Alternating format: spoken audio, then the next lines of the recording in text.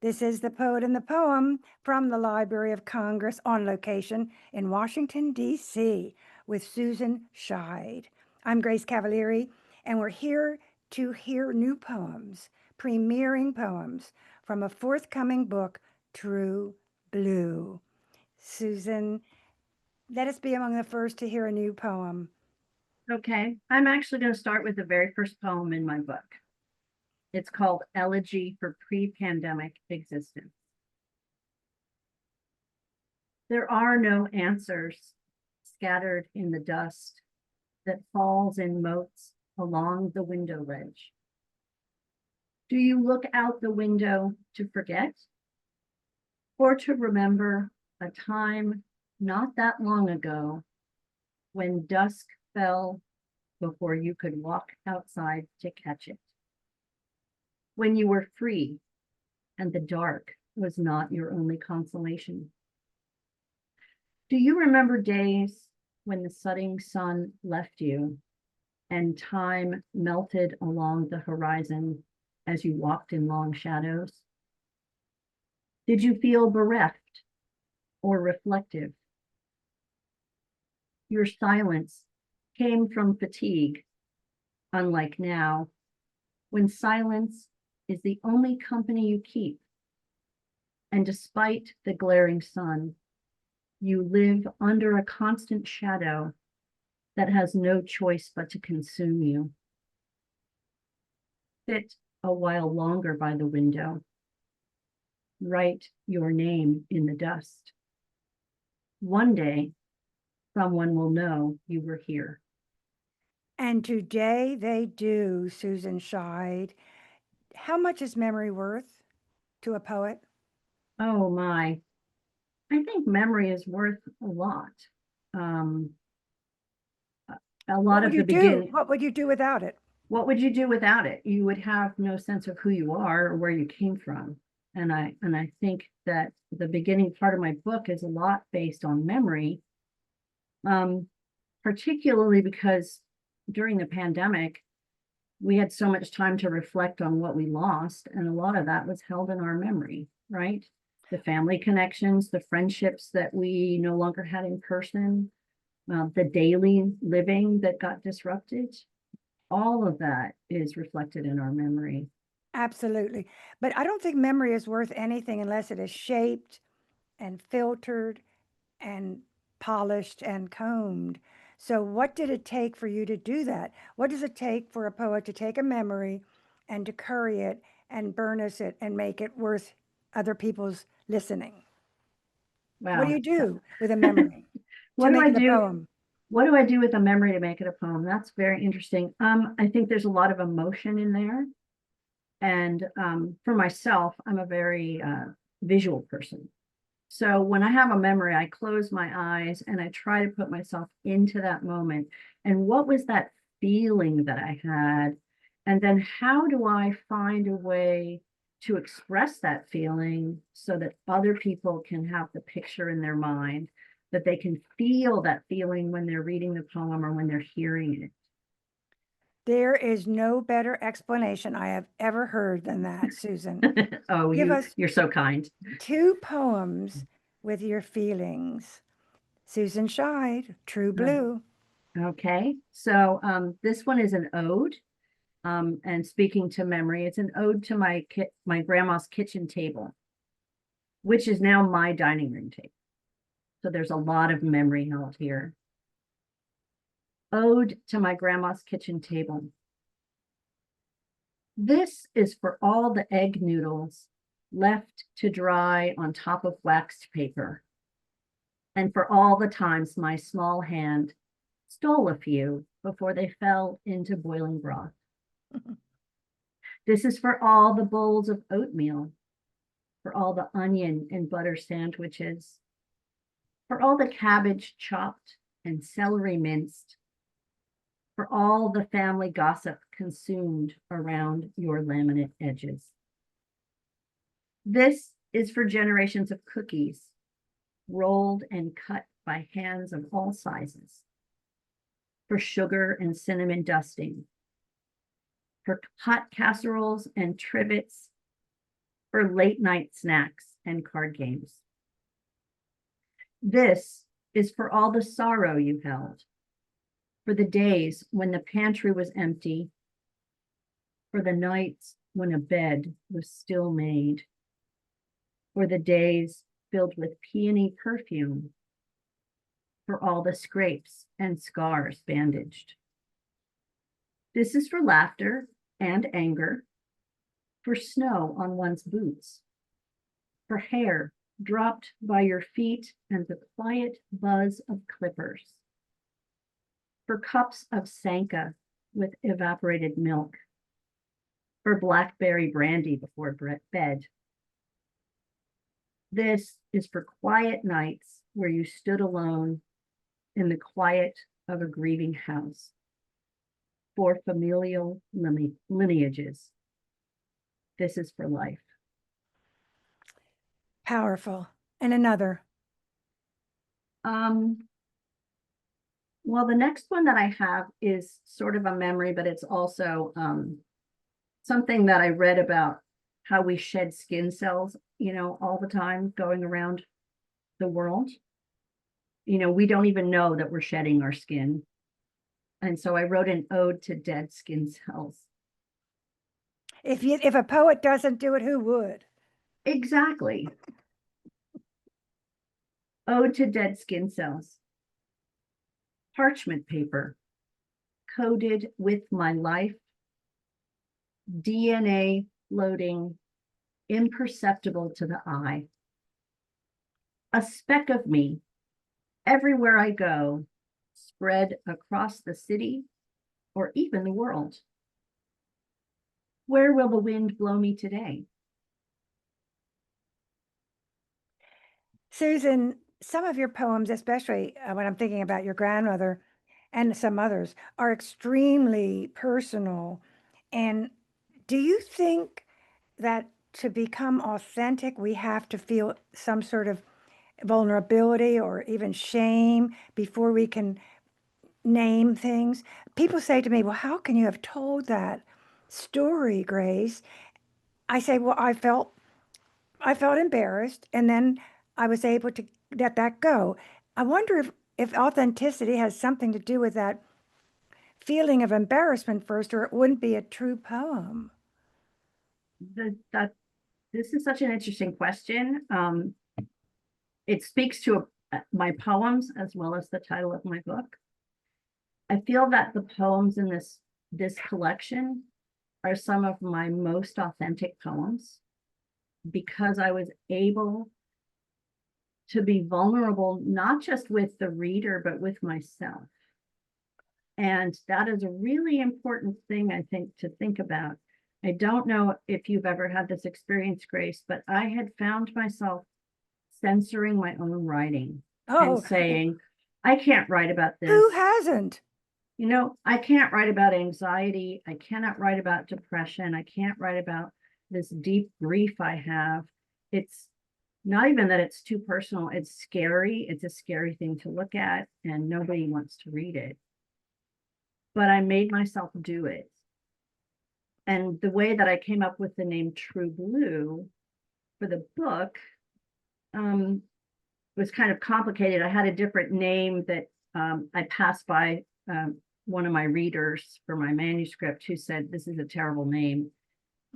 And I was kind of playing around with a title of a poem in the book, and I came up with True Blue. And when I looked up the etymology of the phrase, so the phrase means something authentic, something steadfastly loyal. It actually comes from the Middle Ages, from a small town in England where they dyed the butcher aprons this color they called true blue because one, it was a fast color. It didn't fade or change color over time, but it also didn't show the blood from the animals as readily. And so that color was named True Blue. And from that, we got the expression of authenticity and steadfastness. And I thought, that's it. What a wonderful story. Thank How you. appropriate for your work. I let's have another authentic, true blue poem. Susan Scheid. I'm going to read The Jade Belt. The Jade Belt. I feel the scales form. First, behind my ears. Next, along ridges of bone between shoulder blades.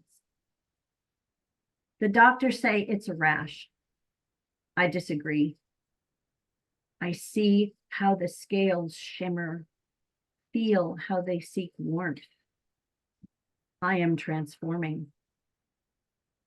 There's a Chinese folktale about a greedy man who dies.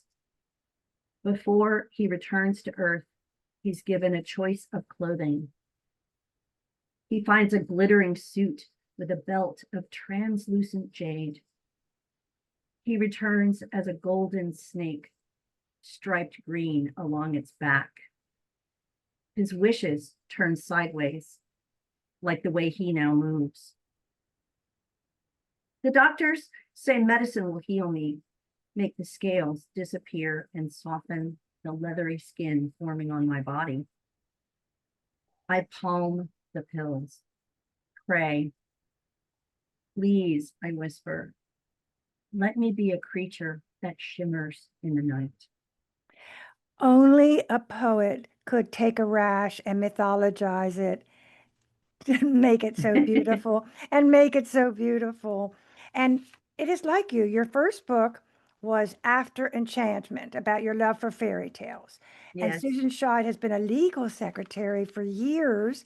I met her first when she was very prominent with the organization Split This Rock, which was historical, political, and literary. Can you just tell us the power and the importance of what that organization was and still is? But it did make a big bang, I'll tell you that. Yes. It originated from Poets Against the War. And in 2008, Split This Rock had its first national literary festival here in DC, calling poets into public action and actually bringing attention to poets who wrote about social justice issues. And it was founded by Sarah Browning. And it was such a powerful and amazing community that came together for that first festival that people were demanding more. And so Sarah and Reggie Cabico and Melissa Tuckey and a group of other small volunteers made it into a nonprofit. And it had, the pandemic shut down a lot of the public programming, but we had been doing workshops. We had a festival every 2 years, bringing together really prominent poets, bringing people into community, and offering a space where people could come and talk about issues, and a safe place for everybody to be who they were. Again, talking about authenticity, people could show up as they were, they could speak as they would speak. Sometimes there were disagreements, but we always created a space for conversation and for community. And Susan, thank you for your part in that, which was significant. And that was really something. It started regionally, it became national. I mean, I was at all the events and I'd be working with poets from California. Everyone flocked to the party. And you gave us quite a party, I'll tell you. That has still been going on. I don't think it has the national scope that it once did since the COVID, but it is a powerful influence where people came together to say, yes, we can make change. Yes. Now, Susan's poetry has been in many anthologies, and most recently, the Paddock Review, the Southern Quill, Blue Heron Review, Mid-Atlantic Review, the Orchards Poetry Journal, I never heard of that one, and Bergen Press, and as I say, other literary journals. And so right now, though, we're getting, I think, probably the first reading from this forthcoming book. And back at you. Okay. Would you like to hear a couple more poems? Let's have Two Delicious Susans. Two Delicious Susans. Okay. I'm going to read two. one that you had requested, and another one talking about authenticity and writing about something maybe that's a little scary to write about. So the first one is a self-portrait in 10 lines. Crows chattering at the end of the day. 4 books on the table with bookmarks halfway through. Hydrangea blossoms with dark pink, blue, and purple petals. Hats in the window by the front door. An empty bag of Cajun French fries. 1 sip of coffee in the bottom of a candy cane mug. Pens of every color lined up in a drawer. True crime podcasts. A single red sunflower in a field of yellow. The glow of a full moon through the window. There is a portrait like no other. A photograph could not have done more or done you better. That is Susan Scheid, indeed. And another poem. This one is called Bad Habits. And I wrote it during a time of the pandemic when I was feeling really depressed. Bad habits. I fell in the hole again. No one notices. I drag myself out. The hole is wholly imaginary. It follows me and traps me. There I go again. Sometimes I fall deeper, faster, longer. Sometimes I can't get out. Stupid hole. Why do you know my name? Mm, mm, mm, mm. Now I would like you to take a poem for the benefit of those who are working writers and tell us where you were when you got inspired by this particular poem, how you decided, how did it incubate in you, or was it to flow out of you? How did you begin it? What was your decision to enter the poem the way you did? What imagery did you use? So just pull it apart and unravel it so we can see the inception of a poem. Okay. Would you like me to read the poem first and Yes, then discuss it? please. Okay. That's right. You're going to love this one because its title is the same as your name. How very considerate of you. I You always know. know how to be a good guest. So this poem is entitled Grace, and it's for my friend Moira. You are ache and groan and breath. You know your body's grace, but not its poise. You are groan and ache and dizzy. You are space and tired and pain. You do not seem to know this body as if it were temporary shelter. You live, you flourish, you struggle, you cry on your shadow's shoulder. You are beatitudes. Find strength in weakness, light in darkness. This is your greatest teaching. No matter the broken pieces, the loss, the cracks, the challenge of opening your eyes one more day, of taking one step or raising a hand in surrender. Grace floods you, fills the cracks, but doesn't heal. There is grace in imperfection. There is grace in longing, in the daily habits that move you from place to place. It is not your knowledge that liberates, but this daily movement through the pain, the cracks, the miasma into the grace of you. Your shadow's shoulders? Yes. Yum. Okay, take us on your journey. Okay. Well, we were talking about Split This Rock, And probably about 6 or 7 years ago, we were doing a fundraising at the end of the year. And I had put out a call saying if anyone donated $100 or more to the organization, I would write them a poem. So my dear friend Moira, she's one of my oldest friends in the world, donated money and wanted me to write a poem for her. And as a poet, I sometimes like to challenge myself. So Moira is a fabulous, very flamboyant, lovely person. And I knew that she was expecting me to write a poem, probably humorous and lighthearted, about how fabulous and wonderful she was. But as I sat down to write the poem, I started thinking about the fact that she had been a teacher for her whole life, and she'd had an accident that had caused her to retire with disability. And it caused her to have to alter her lifestyle. It made her slightly like less able to do the things she had always loved. But you would never, unless you were a good friend, you would never know that about her.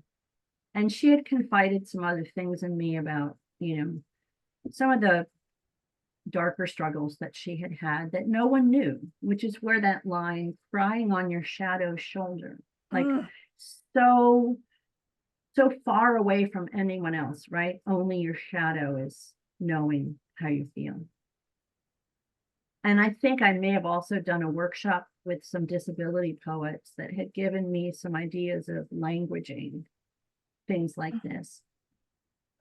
Additionally, I was raised Catholic, as was my friend Moira, and I started thinking about the word grace, right? So there's grace in terms of like how we move. You talk about someone being graceful and poised and beautiful.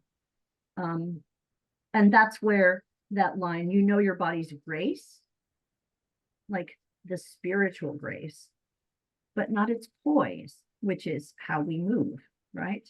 And I have a dance background, so I think about languaging the body that way.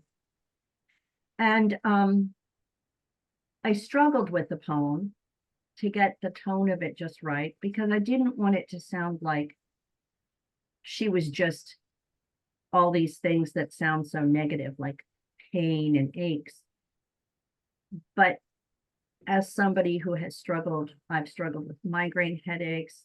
I think at the time I wrote this, I was struggling with sciatica, which also made my movement more difficult.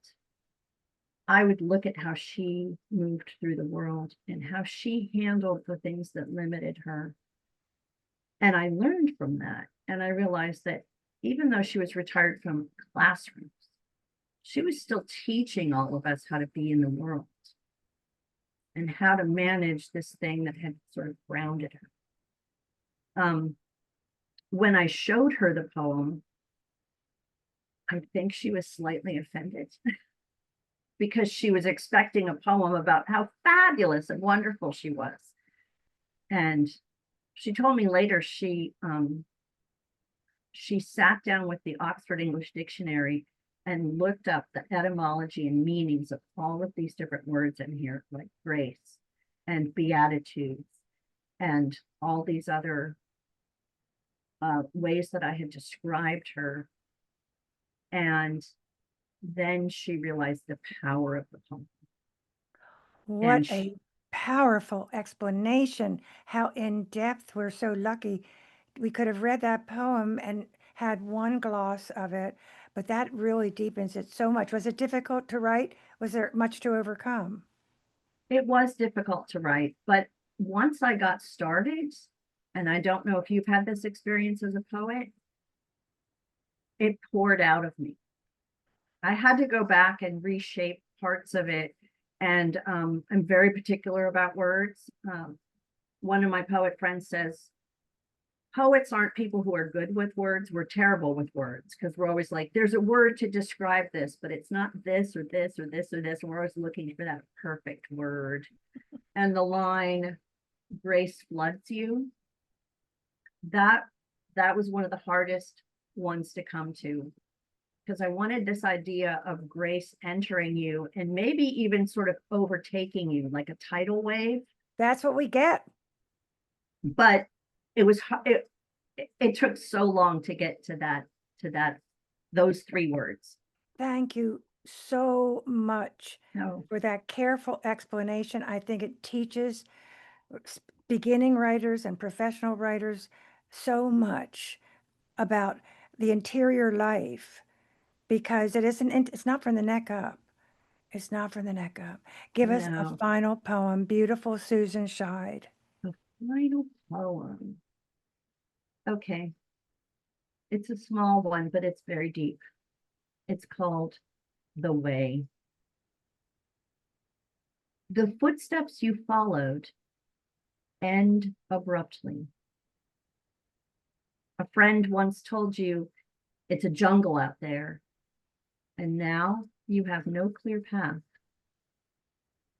Sometimes a vision is in your head. Sometimes it's in your feet. Close your eyes and listen. Your feet will know where to make your way. Thank you. Thank you, Susan, for a stimulating conversation. This is The Poet and the Poem. That is the voice of Susan Scheid. The program is produced by Forest Woods Media Production, post-production by Mike Turpin, MET Studios. We wish to thank the Library of Congress for making the program possible.